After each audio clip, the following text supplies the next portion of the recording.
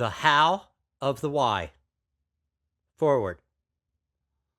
I'm an individual. I believe in individual freedom. I believe in individual liberty. I believe that we make our future. I believe that we have responsibility for benefiting from the past. And I so believe that we have the ability to create a fine and wonderful world. We're all humans. Our problems are global. We need to solve our world problems to survive as a species. We need to come together as humans. We don't need countries which are absolutely separate, as if disconnected from the rest of the world. We need our countries unified within a trusted, active, equitable world dedicated to world peace, prosperity, and diversity. This is the path that will allow us, humans, to effectively manage our totally interconnected planet Earth. We are all world citizens. Is this possible? Can we actually live in a world with personal freedoms, yet connected as a species, as co-inhabitants, dedicated to better lives and a healthy Earth? Chapter 1. Is this the end or just the beginning? This is a tale about living and loving, about dying and hating, about hope, aspirations, and despair, about finding what's right and doing what's wrong. This is a tale about specific people in specific places, but it is also a tale about all people in all places. I was born with immense wonder. I remember lying in bed and marveling for hours at the dust specks on the ceiling and the nature of infinity. I'm not sure where my mind was, but I certainly did suspect a whole lot more than the immediate surroundings. At a very young age, I learned to detect falsities, to develop distrust, and to rebel against authority and all unnecessary manner of falsities, thus becoming a problem child on an embattled life trajectory. Religion couldn't hold me. Education couldn't hold me. Family and social expectations couldn't hold me. Introduction into deep thinking, Buddhism, magic, and psychedelics as a teen propelled me beyond the boundaries of my time and place and brought me to a deep philosophical journey into the nature of life, living, and the world within and without. My mind was open to the new and different. Chaos was my kingdom. Life was on edge. There was no holding me down. I fled from the city to the forest, from regulated and controlled to the wild and free, from what was known and accepted to something else, something beyond. Fantasy and wonder must be found, something beyond that which resounds. After dropping out of high school, homesteading in the North Woods, working hard, physically demanding jobs, and supporting a family, I then returned to education, to work primarily with my mind rather than body.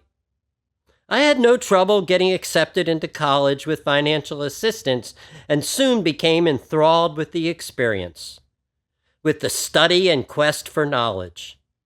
As a philosophy student, I engaged in many deep discussions about the universe, the within and the without. And I loved the analytics of mathematics. The way that understanding patterns and relationships, coupled with logic, always led to consistent and accurate results. Philosophy had much to say, but I realized that for me, at that time in my life, it was primarily speculation, as I had very limited experience about what it was like to live as a human being on planet Earth. So I decided to fully engage in life and come back to these discussions when I had more life experience under my belt. And considering that not too many organizations would hire a company philosopher, I decided on graduate school in mathematics. Regardless of my career decisions, the pursuit of understanding patterns and relationships within human life and human groupings has been my lifelong objective. I've done many things. I've traveled many places and got to know many people from all cultures and walks of life.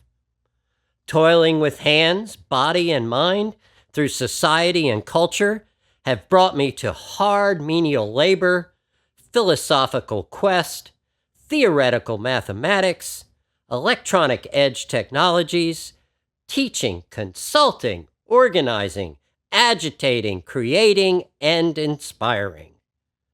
I have been a force of new direction and a fierce defender of the old. I have been struggling and I have been thriving. I take all in stride. I do the best with what the world has to offer. I am open to change and covetous of tradition. I love life and always make the best of what life and love and fate deal in my direction.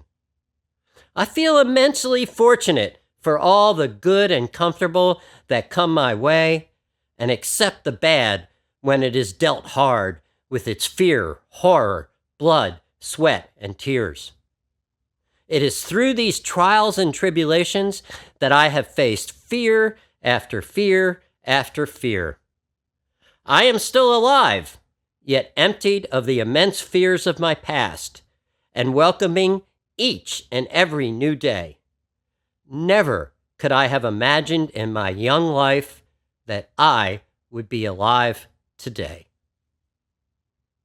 Sometimes life changes in an instant, and that instant has no warning. Or is that instant pregnant within the circumstances leading up to it? Are there existing connections that pre-tell our fate? Does everything happen for a reason? And what does a reason mean? A reason for whom? I don't know. If peril is at your doorstep, is there a reason for this? Does reason mean that in our minds we connect life events logically from past to present to future? So that if something happens today, there was a connection to something in the past from which the events of today will change the future of tomorrow? I surely don't know. Or perhaps a reason, in a more cosmological sense, means that there is some ordained future that the events of today will bring upon us, and that we are moving toward some glorified or demonized end.